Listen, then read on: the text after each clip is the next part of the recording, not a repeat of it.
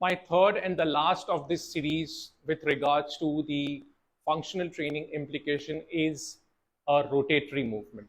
Now, you very well know that how much this particular movement is needed in our day-to-day life.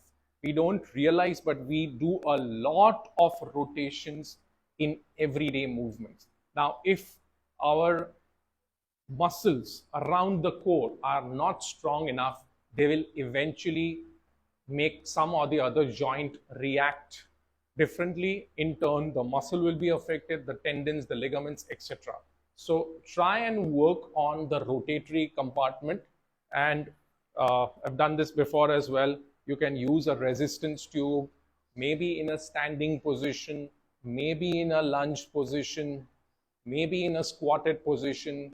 Change the angle of the resistance if it needs to be taken from the bottom to the top, or vice versa if it needs to be taken at the top and brought down. Try and do those things which will mimic the movement which you are doing in your day-to-day life, because life doesn't just confine us to one particular movement. You might have to pick up something from the floor and put it up. You might have to take something from the top and put it down, any particular angle. So a trainer will have to be very prudent enough to understand these things. I'm not just talking about this particular video, but all the videos which you have seen in this particular topic. So try and understand your client as much as possible. Give them that movement, and not just that movement. Of course, you have to give them other movements. You have to train them holistically as well, but make their muscles strong in such a way that they don't injure themselves by doing these movements. Because if this movement is being repeatedly done, you need a lot of endurance and strength in those muscles. So guys, this is the third and the last video with regards to the functional training implication. You already saw what I demonstrated to you in the gym with regards to the rotatory movement, and those things are mostly helpful in this kind of setup, which you guessed it right. So more for housewives or for people who are spending more times in the kitchen as well.